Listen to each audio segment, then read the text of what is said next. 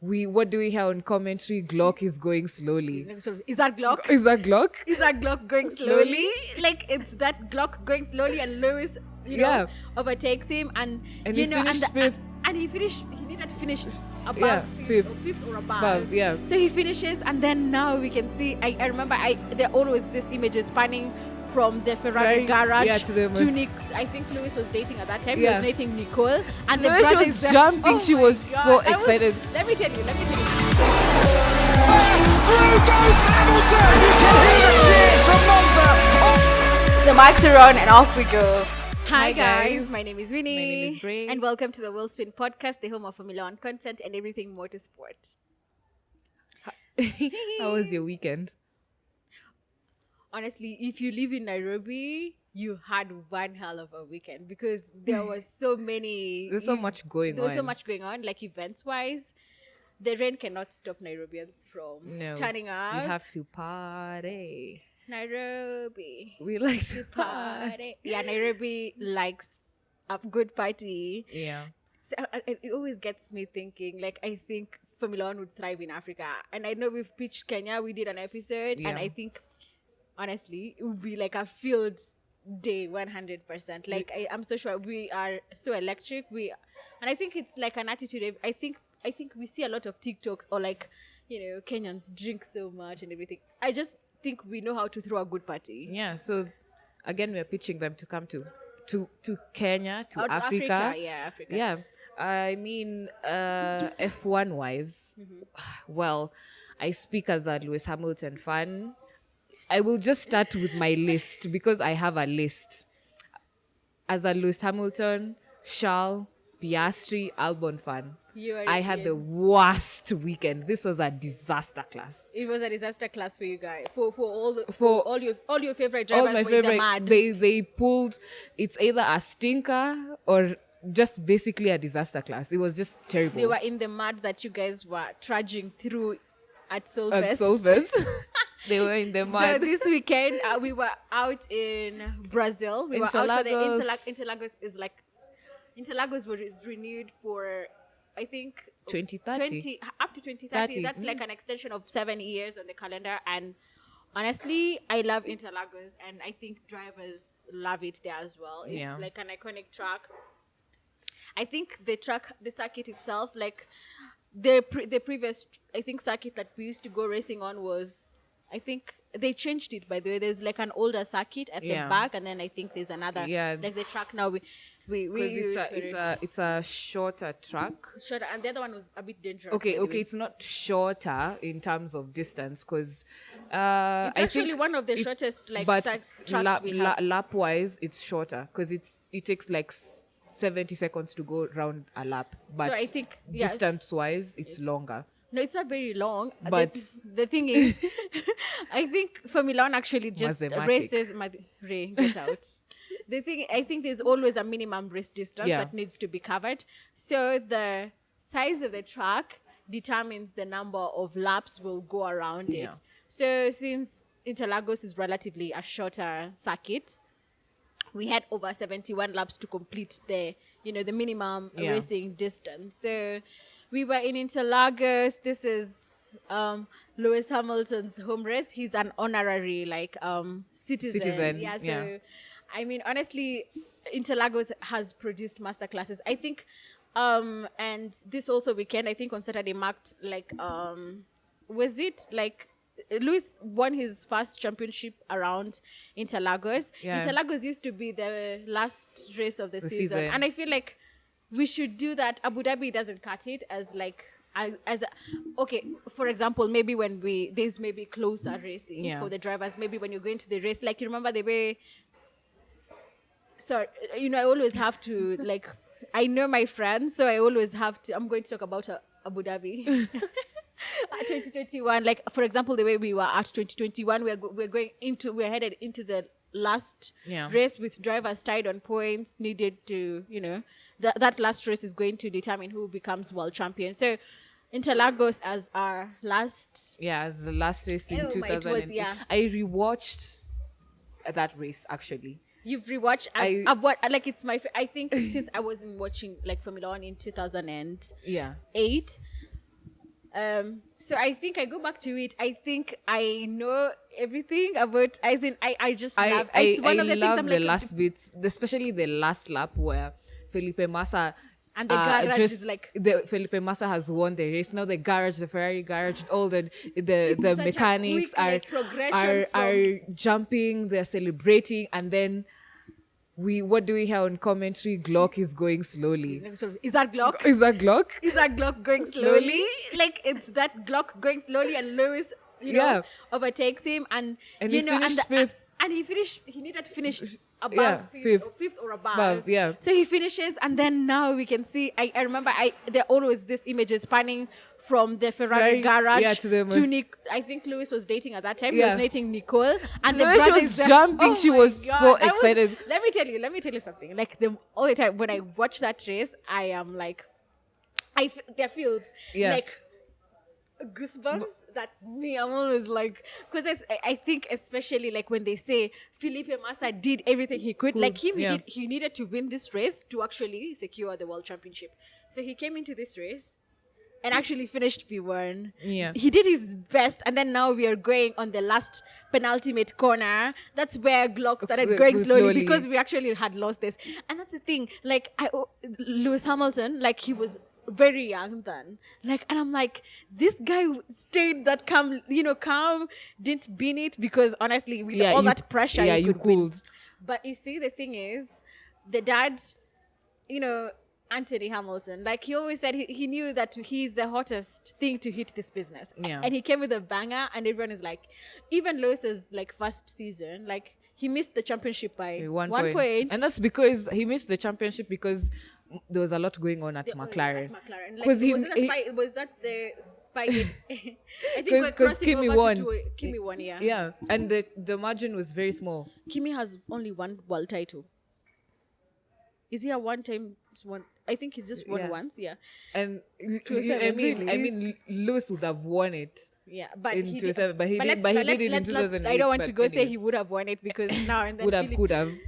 Anyway, we were racing in Interlagos, which was a sprint race. Interlagos always produces like master classes, and I know people will say, remember 2021 again with the sprint, they disqualified Lewis Hamilton. I know we talk about Lewis Hamilton a lot, but it's because like he's been iconic at this track as well. George won last year at Interlagos. Coming into this race, we actually thought it was a sprint weekend again. The last sprint of the season. The last sprint, finally.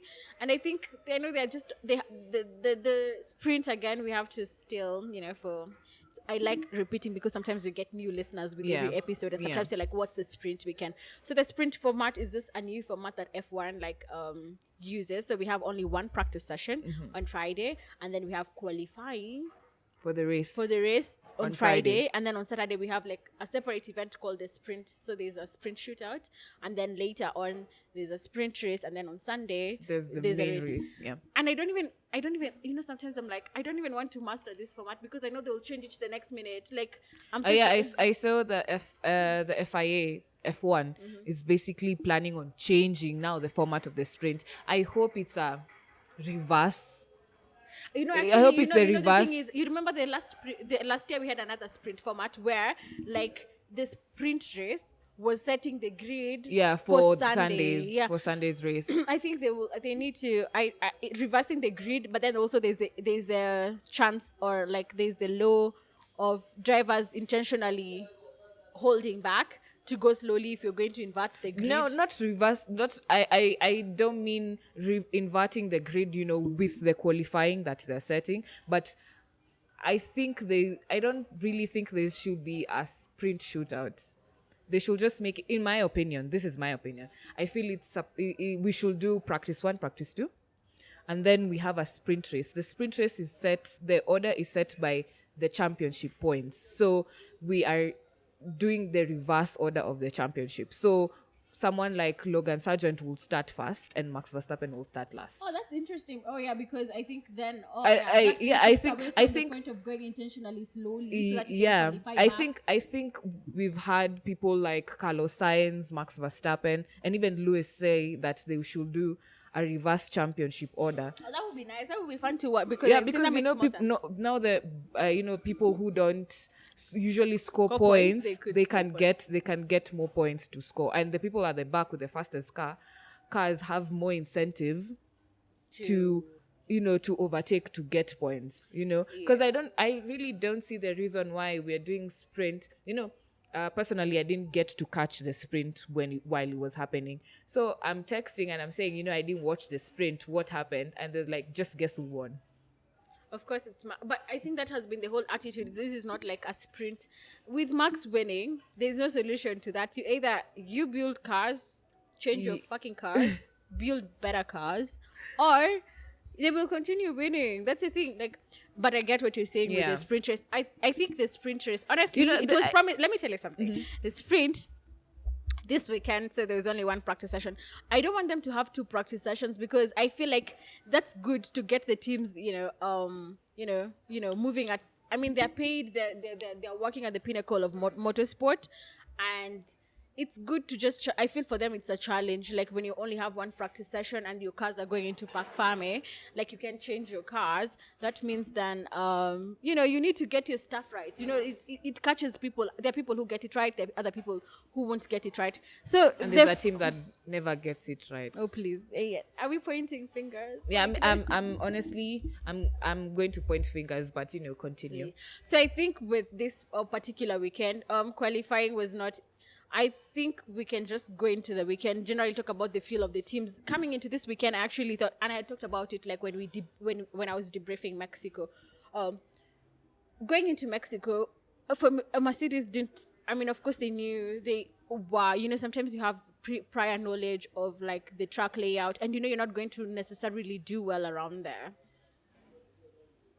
But we actually did get P2, and P2 nowadays is like a P1 because there's no way you're dethroning Max from the P1. True. So I think we got P2 in Mexico. So I think we had so many hopes. Like coming into Brazil, we thought, oh my God, this is a track. Yeah, like we're going to do so well. We are expected to do well. But so I think, I think issues to note about like this track. This track is beautiful racing, very many nice corners. But then I think talking points were of course change of weather. Did you see those dramatic scenes and changing of the weather in qualifying on Friday? Like it was sunny, like so cool 1 minute, and then in split second it looks like we are in Alonso's in a Christopher Nolan's like film or something. Like Alonso said, it's night. It's true. Night. Like it was, and it's afternoon there.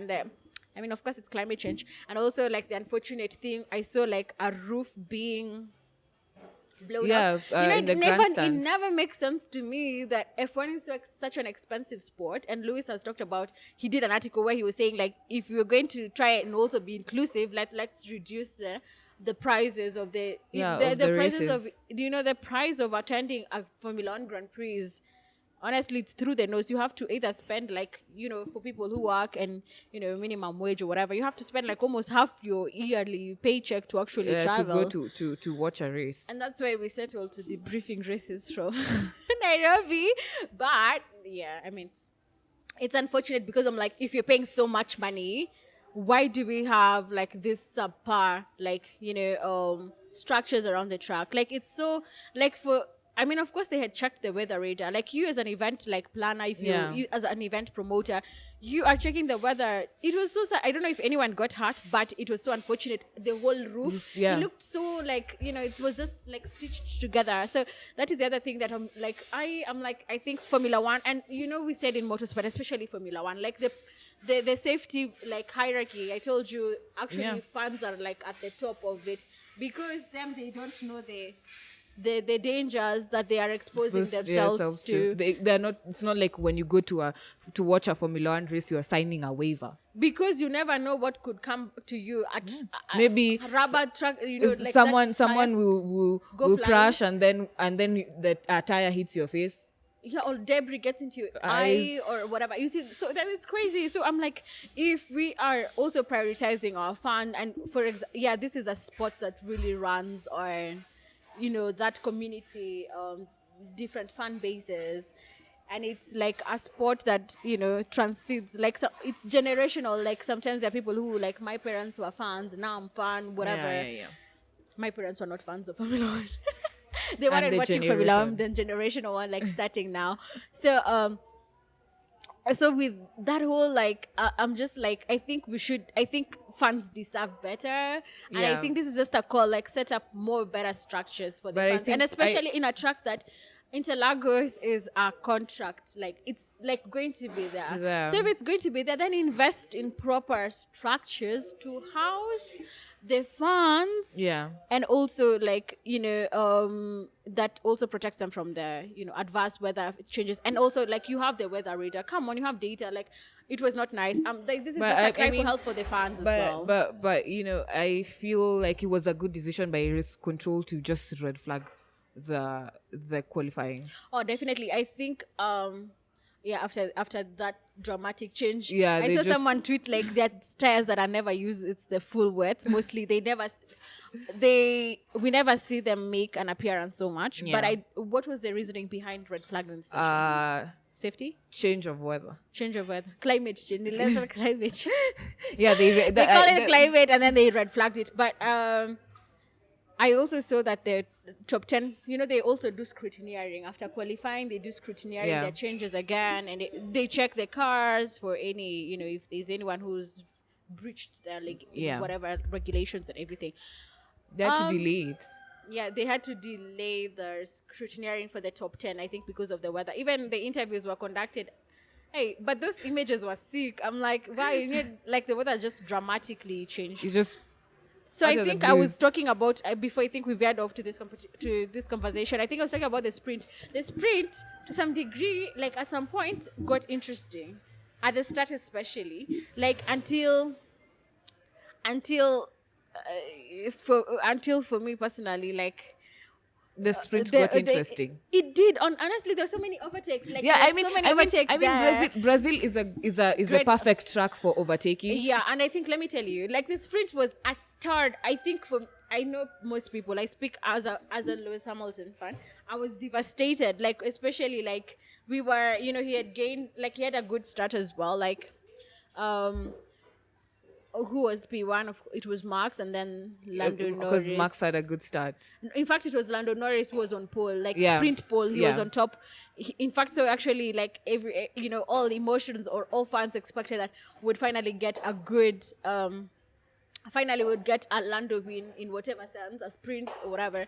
So I think he didn't have he had a very slow reaction time, and Max Verstappen picked him like at the start and took over the sprint race. But also like the other surprising thing is that Max and Lando were in their own zone. Like apparently Lando could have caught Max, but then also Max was, throughout the whole sprint race was running in clean air. So there's no way Lando was going to pose a threat anyway. And also like starting on softs were going to like... it was only 24 laps. Yeah, and it's a short but let me tell you, the people who showed up in mediums, Haas. We're gonna do what we want.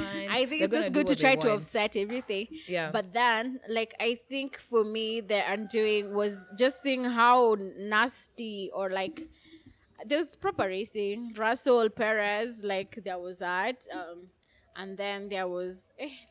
Lewis Hamilton, the tires really gave out. Like, the thing is, for this weekend, like we've seen, Red Bull is usually very kind to its tires. That's why we see Max, when people are having to pit, Max can go longer. Yeah. So the Red Bull is very, kind to its tires. And then there was a Mercedes. The tire degradation was crazy. I think, and also like going into this race knowing that tire degradation, even like I think we brought a compound harder, like compared to Mexico, because one, the tires, the track was going to do a number on the tires. One, because the corners at Interlagos, you take a while on them. Like they are long corners. I don't know if you get me. Like you're taking these corners at high speed. Yeah. They are longer, so you spend more time on the corners. That means it's taking the life out of your tires. And also the other thing is they're abrasive. The pavement is quite abrasive. It's quite up. It's also a bumpy circuit. It's also like I saw on Piastri's car. Yeah, so I think those factors, the fact that you're spending so much time on those corners, and you need grip on those corners. You're at high speeds as well, and there's high speed corners as well, and the pavement that's quite very harsh on the tires. Like we were going to see a lot of degradation issues, and also like seeing as we don't take the softs very well. Like Mercedes. Actually, in sprint, after the sprint, I was like encouraged because I was like, we're on softs. This car likes mediums. Hey! So you thought. So I thought. Let me tell you. But then after that sprint race, the way I saw Lewis fall off, like, I mean, Lewis was caught by everyone. He was literally he was a sitting duck. Let me tell you. When, like, I think he had a snap on one of them because of the tires again, no grip as well. Like, and then Leclerc, like, took him. And then in less than a few just corners later, and this time at least Tsunoda was a bit patient, not as, he was hysterical in Mexico. At least now this time he was a bit wise. He waited and he was able to go through and overtake Hamilton on track. And that's sort of statement we were expecting to say, that like we could see like Tsunoda overtake Lewis on track. And then there was also another battle going at the back. It was Alonso, Ricciardo, Sainz, but also I was so shocked that Sainz actually like held off all these people for the final place in the points for the sprint race. And then Lewis Hamilton actually thought Sainz would catch us. Had there been like 2 more laps in that sprint, let me tell you, like he was going to catch. The gap was going down so much. Yeah. But then I was like, so that's maybe the reason why sprint seemed interesting, because there's a lot of overtakes. Let me tell you, Ray, there was proper racing happening, not at the front, but fight for P10, P9. Let me tell you, that is what I told you when we were. Instant, I'm like, I told you when we were. I don't know what race exactly we were debriefing, and I was like, look at what Formula One has come to. We are watching fight for P12, and it's like sprint, and there's no points there. Like even fight P10, for P11. I was like, but the thing is, I had a little bit fun until as a Lewis Hamilton fan, Mercedes fan, I'm like. I didn't even know what I was going to say in this episode because I'm just tired. We've been saying, there's a group I said, I called the W14 car, like, it's a terrible car. And I was told that's not an adjective I should use because... Calling it a terrible car? Yeah, because apparently, Formula One is in this special spiritual realm. It's geniuses who put these cars together. I mean, the thing is that I now coming to the race that I had observed was Mercedes really raised the car. I mean, they had a reason PTSD. to be to be worried about the plank, but also another thing is like they raised the car too much. And then I saw, them saying that they had to put that wing, the wing that we had in Brazil, now to offset the fact that we had raised the car, and that made us slower on the streets. Oh, we were. That car was draggy. Oh my god! Let me tell. Like we would be ahead, and then our straight line speed. It's wanting. It's even more than Mercedes is doing 2 minus 3. We go, it's like we're going 2 steps forward and then we come to 5 steps back. And then I saw someone say, like, if you have been a Mercedes fan for a while, then you know that your upgrade working in one race shouldn't heighten your hopes in the team, because it's not the same team anymore. Because Kitambo, it used to be like, they used to be saying, I think 2022, 2023 has just exposed them as they are lacking in they're very complacent in other things. I mean, Mercedes, we are now celebrating having 2.8 pit stops. We are celebrating because other teams are having 1.8 because we could go to 3 seconds. Or I even mean, 4 seconds. This is the complacency. And now you see, just looking at the history of Mercedes, there's so many people who've left the team, like Michael Elliott. He resigned just recently. But that was was going to happen because and he's gone on gardening leave. What do you think? What do you think of that? What do you make from that? Like, what's your thoughts on that? Okay, I will get to my thoughts. So I'm just saying, so many people in the team that have been responsible for other cars, back in the day. I'm not saying the W11, other cars. They've left. They've gone to other teams, and they've changed many of their careers. But Michael Elliott resigning was, it was foreshadowed by James Allison now coming back to the team. But I mean, it's kind of, I feel like they had to have someone take the fall. for the W13 and now the W14. Someone had to take the. Someone had to be the scapegoat. No, not even. I think that. So you think he was a scapegoat? So you think he resigned because of that? Not necessarily, but they had. I feel like it was more of a. We are trying to make changes to be better. I mean, for sure, it's always nice when you. I mean, we agree. Like working in Formula One requires balls and brains as well. Like these people are working at the pinnacle of motorsport because they are experienced. They are, right for it. They are educated. They are geniuses in whatever field they are in. Yeah. But sometimes you don't always get it right. Like with, we are working with regulations, but we work with the regulations. FIA sets regulations, but you'll still see the different engineers coming up with the different concepts. From Mercedes came with the no side pods. Nice side pod, no side pod concept. It didn't work. Genuinely came up with this the RB19 and 19 and it worked and it's working for them, so it's always nice. So when you call a car terrible, it's an agreeable adjective. The car is terrible. Like even for once I saw Toto Wolff actually say something constructive. Like honestly, it's just nice. Honestly, it's just good for him to actually now, oh my god, get out of his. He was like in a shell. He needs to get out of his shell. He needs to now become the team principal. He needs to become not the CEO of Mercedes, team principal, F1 Petronas F1 team, but the team principal for Mercedes AMG Petronas F1 team. Because otherwise, like, let me tell you, we are going to suffer next year again. There will be any unless we have. Unless they can pull a miracle. Because this is the floor. We brought the floor upgrade, and this is the same one we ran in Brazil, right? Yeah. So, and seeing the floor effect. The floor effect is such an integral part of the change of rags after from starting from last year. The floor is like such an integral part of the car. So, and if, for example, things don't seem to be working, is it like a setup issue? I don't think it's a setup issue because the car is struggling. Like, we would, at least if you're struggling on tires, then go fast and then fall off. But we are falling from the first. But I like I said, I didn't watch much of the sprint, but I did catch a few moments, and I saw George Russell really going for the jump, and I was like, "This is it, this is it, guys, this is it." And then a few minutes later, I'm saying, Yeah, but then everyone is passing us. We had excellent starts, like Lewis and Russell had very good, like off the line. And I'm seeing now everybody is passing us. But the thing is, we keep on talking about we keep talking about Mercedes. Last year Toto Wolff was we'd rather have a reliable car than a car that goes fast.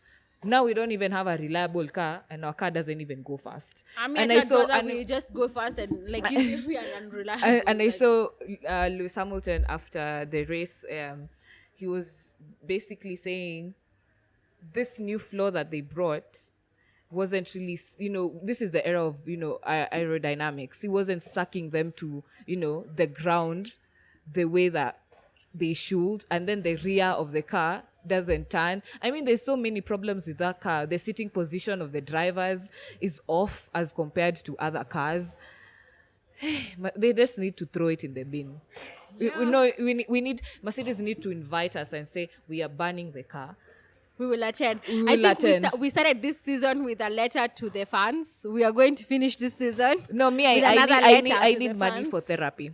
Honestly, I don't want a letter. I feel like they've taken. They should send me $1,000. So the race, Charles Leclerc lost his car. He had an issue with the hydraulics, so he's been to his car before. In the formation, it was so funny because now when you're watching the race, there's commentary and then there's the formation lap, and they don't really show much of the formation lap, and then caught them by off guard. Like, and it's Charles Leclerc. I am so unlucky. Imagine, I was so sad for him because they took the car behind the barriers, and they were somewhere on top of a hill, and the marshal. Where was he coming to? Charlie goes on an adventure, and the marshals, they even took pictures with the car. Instead of sending it back to the garage, they were there taking pictures with Charles' car. I mean, I feel like he was very it was very unfortunate. You on your formation lap, you're just Yeah, You I wish just I bin wish it. he had binned it when they do that whole Yeah, way when- before the race. Like I think Max has lost his car before. Like he hit the barriers, but the team was able to repair the car before the race. but now it was very unfortunate for him. he couldn't take his car back to the garage, so Yeah, technically he was out of the race. So then that and then now we're starting the race, because Charles was P2, so his grid spot was empty. So we're starting the race, and Max Verstappen, he was fast and he didn't have anyone next to him. And then we had the Aston Martins, they locked out the second row. And they had very poor starts, actually, because we had Lando Norris go on the left and Lewis Hamilton on the right. Yeah. And Lewis and Norris had very good starts, actually. Yeah, very good. I like to acknowledge when people are doing well. So I love that Lando Norris after the upgrades on the McLaren, he's been on top. Yeah. He's been on podium. He has Also, like, I think learning from yesterday, like from the sprint the previous day, because he had a very poor reaction time and he had a very bad start at that's why Max Verstappen was able to overtake him. And now he came from the back, pulled out on the left. He pulled out to the left. Yeah, to the left. And took advantage and I think got into someone's slipstream or something. And Lewis was also very wise as well. He pulled as well to the right. Yeah, you have very poor sense of direction. I have to see, this is a hand I right in, so I have to this is my right, this is my left. So I think they have very. You should not be a driver. So of course now Winnie is can't be a race driver. Maybe you can try another thing. No, I can be so many things. You can try maybe team principal. Yeah. Yes. I'd do for so Mercedes. Well. No. No, I feel like that's We'll very endorse high. you. But McLaren, I love how principal or McLaren. Mercedes, and then people are giving me advice from random parts of the country. But it's funny. Mercedes, the Yeah, engineers are the fans, the pit crew are the fans, the strategists are the fans. We do everything. We are like, yeah, put us in charge there. We should get on the payroll. Send $1,000 each to every Mercedes fan. Every race weekend, yes. And I love how McLaren have made very good progress, starting from the last people in the first race in Bahrain to here getting, consecutive, podium after podium after podium. Mercedes is like customer teams are doing so well. Mike Crack said, we are going to be challenging the Red Bull. And we said, no, McLaren. Mike Crack must be on crack. Now look at them. My crack is Aston Martin. No? Oh, sorry. I'm sorry. Brown. No, the team principal. He's called Stella. Yeah, we said he must be, Andrea Stella. Yeah, he must be, high on something. How can McLaren challenge Red Bull? How can Aston Martin challenge Red Bull? He's the second fastest driver, in fact. And now they are, So Mercedes, I saw someone make a comparison in points, and actually Mercedes have lost points compared to last season. Yeah. So they're not moving forward. We're actually moving. They're not because actually thinking moving forward. about it, Russell won Interlagos last year. Yeah. Russell this weekend DNF'd. Yeah, and I told you, we had not started the podcast last year when Russell won in Interlagos. But I told you, Winnie, I remember I told you, Russell should not have won Interlagos. We should not have won a race that year because it confused. I knew if you're going to win a race, we are going to continue with that philosophy. That is why I didn't want us to win it. I was like, I'm a Lewis Hamilton fan and I love him so much, but I don't want that car to win a race because I knew. Now look, we won the race and then we slapped up black paint, black livery on the W13 and called it the W14. And then in the middle of the season, we slapped side pods and we were like, we are winning this season. And now we've gone like 10 steps back. We have more problems I think, than we did. Yeah, I think if anything, last year Lewis was primarily like data gathering. He was a data gatherer. So I'm not even sure what they did with that data. I think after winning that race, we're like, by the way, it has potential.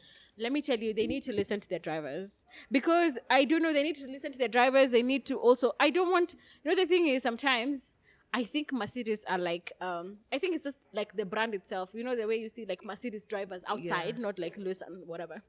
I know it's it looks luxurious. They want to be out of the box.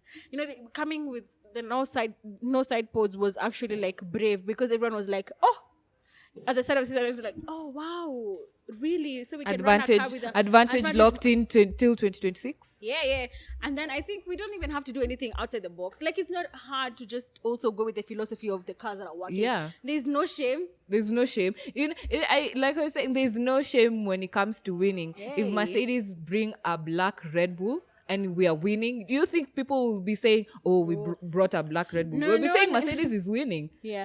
So we also had a number of retirements as well. Like, it was surprising. Both Alphas retired from the race. It was, coming to the first lap of the race, while we're saying Lewis Hamilton and Norris got a great start. At the back of the grid, there was chaos happening. We saw Albon and Magnussen take each other out, which caused a ricochet of like other incidences, because Danny Rick's car, the rear got hit by a tire, and then we had Oscar Piastri, and then the session was red flagged. I think I'm trying to remember like what happened, like who was on the inside and what happened, because I think it was just like what happened. It was Magnussen. I think he was at the middle, and then there was Albon coming like right behind him or something. Because I remember, I don't know, was there any penalty dished out to anyone? Because it was a racing. It was deemed as most incidences, at the first turn, they're named as racing incidences. But then I don't know how brutal that crash Albon's car was. It was almost totaled. Like, the rear of his car was totaled. There was nothing. Yeah, I think it was actually Albon's tire which hit Danny Rick's. There was that whole there was a rubber off, not there was a rubber running on track as well. Like, I could see that's the one. That's the one I'm saying. It could hit you could hit a fan. Imagine, because these cars, are going at very high speeds. Imagine a tire coming and then hitting you on the face.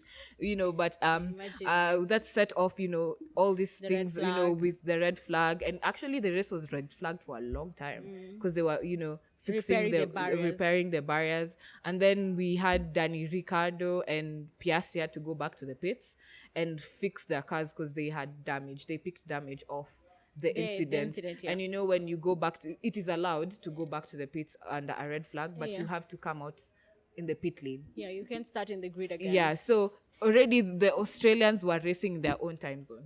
They were one lap behind. But they're always in their own time zone. They were in their own time zone. So we saw that, and then we saw, like we said, Charles had, did not even, he didn't start the race. He DNS'd.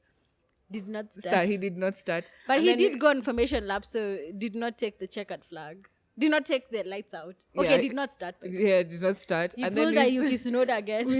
We saw Joe retire. You just see all this the commentary box, and it's like, Joe retire the car. And then Joe Guanyu retires, and then a few laps later, Bottas he was trying to. Bottas was actually running in the points. Oh. At that time, he was P10. And then a few minutes later, I'm just saying, retire the car. So Bottas retires. And then, the funny thing, let's just bring us back to Mercedes.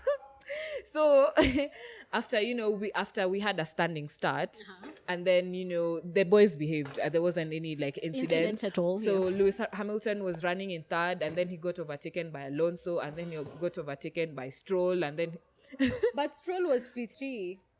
No, after when we went the orders, the standing start. The standing start. Was Max, Norris, Lewis, Alonso, Stroll, because they lost positions in the start.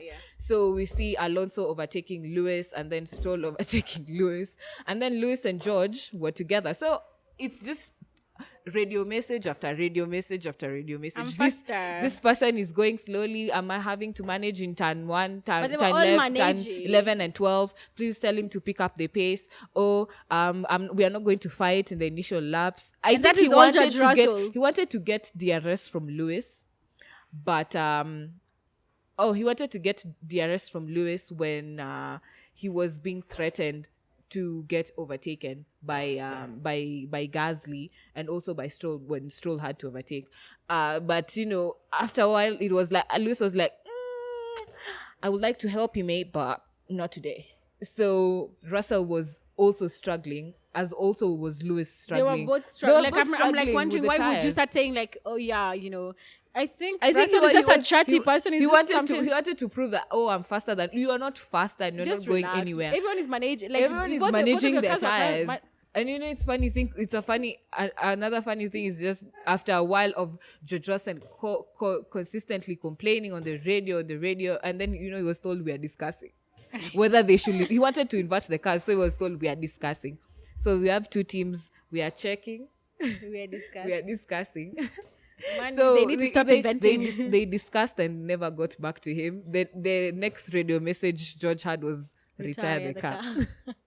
So apparently he was pushing to overtake Lewis, and then he cooked his power unit. But it's never really like his fault that he had a power unit. Yeah, I had Toto Wolff say that I think he's going to have a change of power unit coming into Las Vegas. I don't know. The thing is, hearing Toto Wolff talk about, our weekend and what happened. The thing was, would Mercedes have gambled to start in the pit lane, change their setup, change a few things in the car, and then start in the pit lane? Where would they have finished? Probably would have finished in the points, because if George continued running, without having to retire his car, he would have not finished in the points. Yeah. And we are always like, let's not talk about would have, could have, but if Danny Rick and Piastri will not have gotten into that incident with Albon and Magnussen, Lewis Hamilton will not have finished in the points. Those are two cars. He would have finished P10. Finished P8. He would have if he would have finished P10, gotten 1 point. So what was the point? They will just had a point. A point for what? P2 in the championships is over. Yeah. It's gone. It's Checo's now. He's solidified it. I mean, and another thing that, the race, I don't think there was much, I would say, that happened during the race, because, we had all these retirements. So there was not much, Even battle for P13 was not like very as good as it is on normal normal days. There wasn't so much happening. We just saw, like I said, Lewis Hamilton was, he was overtaken by Gasly. He was overtaken by the Aston Martins and all that. But also he was overtaken by Sainz as well.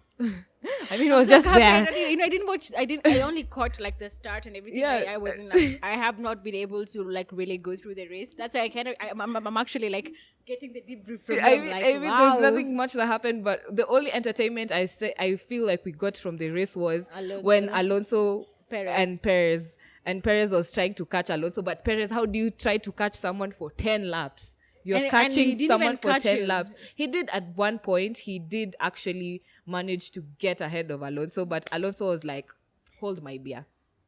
In the next turn, when that's the thing with Brazil. When someone overtakes you, you have to break the slipstream. Otherwise, they'll just get back to you. They'll just get back to you. That's the whole like the switcheroo. Yeah, so Alonso got the place back. So it actually went down to the finish line. But also he stayed ahead. And Red Bull had already tweeted, and that's P3 for Checo. Really? Oh my God. And then Alonso was like, you know what? I'm sending it. And he did he sent it, and he got on the podium. So that was really nice for, like, I think it's just, finally, he told us back in, which Grand Prix was it? It's been 100 years. He's like, this is the last race without a podium. Nice for, like, I also saw that at least a Stroll as well had a decent weekend out. So it's a decent weekend out for Aston Martin as well. Yeah, imagine, I'm actually very happy for them, because, the previous races, they've either they don't finish the race, they have had to retire both cars, or like something happens, they're just running somewhere. They're just like nowhere, in fact. So it seems, maybe their new flow is working. They had so I don't know. Maybe we'll see in Vegas. Maybe the new flow is working. Oh, also Tsunoda finished P5. I'm so happy for him, but also I'm not happy with him. Why was he singing Lewis? He was singing. It's PTSD. Lewis Hamilton. He said that in qualifying. Yeah, I'm like, what did Lewis Hamilton do to you, sir? Like, you're inventing. Turns out it was even a Ferrari. He was inventing. I'm like, Stop inventing. Like, and then we saw also Sainz saying they have to send that clutch to Maranello. He doesn't want to. He doesn't want to He's tired. Even him is tired. And then, this are one of the races we also see Lewis Hamilton. He was really complaining. It's like the tires are finished. And they really were finished. Car is you could see the car. I like the now F1 we have this onboards. The camera, and you can just see the left rear. The tire. It was finished. And I say finished, like a flat spot, almost a flat spot. Yeah, in the middle. So, I mean, he was really struggling on those tires. Because I will see, the gap to Stroll. So, it's 2 seconds. And then it's 4 seconds. And I'm like, are we racing so backwards? Yeah, it was like, I think I could see, like, okay, in the sessions that I caught. And I could see how much time we are losing and how quickly we are losing it. I was like, whoa. So, I did, like, the one thing I picked, now that you've talked about, like, the interesting camera angles in Formula 1. One of the places this weekend I learned is that, who's responsible for bringing this, who decides what team radios you get to listen. Yeah. There are all these broadcasters. There's there are people who catch it on F1 TV. There's Sky Sports, Channel 4, Super Sport in Africa and like Sub-Saharan Africa and whatever. So I was actually always wondering, like, what, there's so many team radios, like, especially when you catch like the live timing feature on F1 TV, you can see all those like their team radios and everything. And especially, like, sometimes I used to wonder, how do people who are getting, the information, the people who tweet about drivers specifically mid-race and they are able to get it. And it's not all the team radios that are played on TV. So, there is, like, the biggest, like, this crazy place. I think F1 broadcast, like, headquarters. I think it's in Briggins. I think London or something. Briggins, or I don't know if I'm saying it right. Briggins or Briggins. Apparently looks like a space station with so many cameras. And, there's like people who are checking the cameras. Then it's like a very, like, it's live storytelling. Yeah. Like, because they're like, okay, yeah, that seems like a proper, like, team radio. Play it. Like, don't play that on, play the other one. So, like, this insane, like, see those setup we see of people, like, multi-view, they have like 1,000 screens. Yeah. Like, I would want to visit F1. I want to come. Like, I would want to go. Like, like all this crazy. So apparently, I'm just amazed sometimes at the background and the detail. There's so much and that the detail that goes into like F1. Like, and also, have you ever wondered, like, for example, when someone crashes and so what's the procedure? Like, do the teams, for example, if they don't have a spare part, apparently, they bring three wings, like front wings or whatever. So what if you exhaust them and you still have to change your driver's, like, wing? It's interesting, like, the detail, like, there's that whole working relationship. I was listening to another podcast as well. They were discussing, like, they had, like, it's an F1, like, podcast as well. So they had run by F1 themselves. Like, so they were answering how, like, the teams work with DHL, like, they, when you need something, you're like, oh yeah, please, like, get this from our, we need it coming. And I appreciate there's so much detail sometimes, when you just look at, like, the final, what is it called? Final picture of F1. Sometimes we fail to actually, like, understand. There's so much that happens. The detail that goes. There's even like a DHL team on track, and we don't get to see them. Yeah. Like, I was listening to this. I think the on-ground woman, like, who goes to one of their races. I forgot her name again.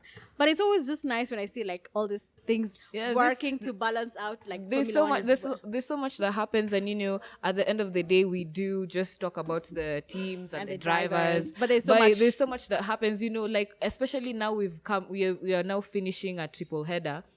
And we've been at triple header coming to different countries. People don't talk about how all the logistics work. How they because, I actually saw how they set up the garage. And it was so crazy.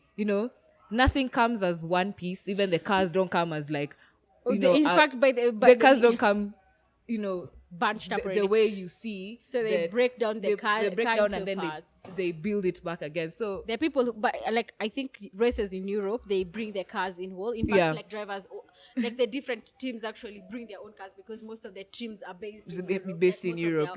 Home bases are in Europe. But then for these international races, for example, going to Bahrain, like Abu Dhabi. So they have to transport their cars. There are delicate parts of the F1, like, it's a lot. But what if, like, your designs get leaked, whatever. So they've built, like, this this is like interesting. I think we should do like an episode where we talk about it because it looks like a different like we can talk about it once the season is over. Actually, but it's like a potential like episode. So this also marked the 30th anniversary since Ayrton Senna has won at Interlagos. May his soul continue resting in peace. Ayrton Senna is like a legendary like Formula One driver. Charles Leclerc's idol and Lewis Hamilton's idol as well. Lewis Hamilton dressed in like he was like, I'm repping the Brazilians. I'm repping my country. And he wore, I loved this piece that he wore on Friday. It was Friday or Saturday or Thursday. The Ayrton Senna. Oh yeah, it was. I think it was Thursday. Yeah, because it was so nice. It was very nice. And also on Saturday, then he wore this tracksuit from 1994. Yeah, from Brazilian like the Brazil Football Confederation or whatever. Yeah. So Brazil won the World Cup in 1994 and also like paid tribute to Senna and Lewis. I'm like, he's so thoughtful with the way he does things, and I'm like, and also I think Charles Leclerc got a tour to see like through the Senna family to just have a look at the helmets and everything.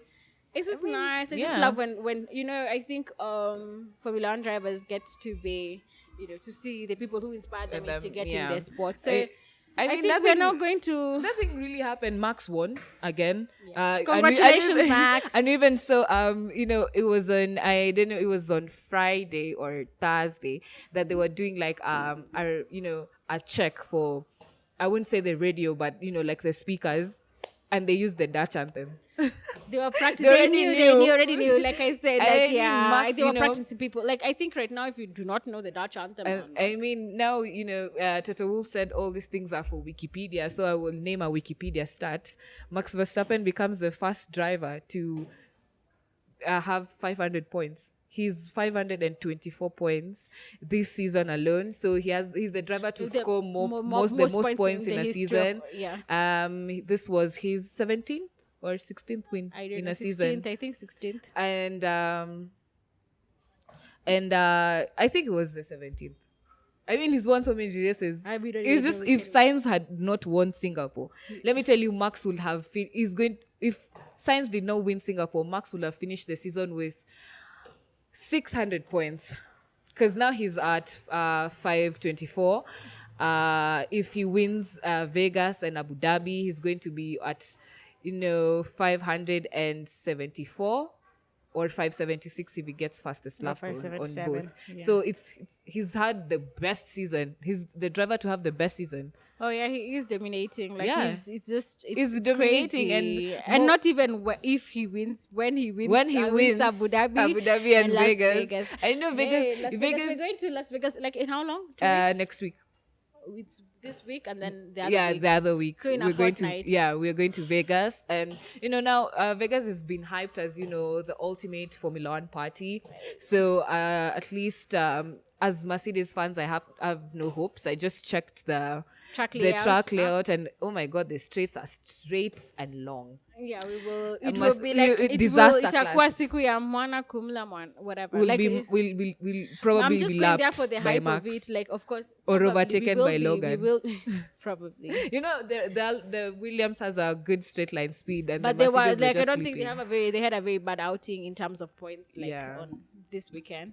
I don't know. I think there's a team that's and Alfa Romeo also as well. I don't think Haas did well as well. Very well. I didn't know. The thing I didn't want to come back to this, but it's something that I did realize because Lando Norris has gone ahead in the points, and he's almost at par with Fernando Alonso. So that shows you how McLaren they really, really, really, really made progress. So Toto Wolff saying we don't know if you're going to have an answer for Red Bull in 2024. Other teams might. You might not, but other teams might. And I don't even know. Like, it's so sad because Lewis has signed with them for a minute. Yeah. So anyway, I have like Lewis said, it's just 2 weeks. 2 more times he's driving the thing, and then he doesn't have to drive anymore. The thing again. So I think that's it for me. Like I'm not looking forward to Las Vegas but I'm looking to see the hype of it and the party bit of it. Yeah. I wish we could And the go. Sphere. I want to see the Sphere. Yeah. Oh, yeah. Yeah. I can't wait to see actually. They should play change your car. Oh, you think I don't censor you? I will censor you. I've censored myself. You've censored yourself. Okay. All right, I think that's it for us. We'll see you in a fortnight In Vegas. Have a beautiful start of the week. Yeah.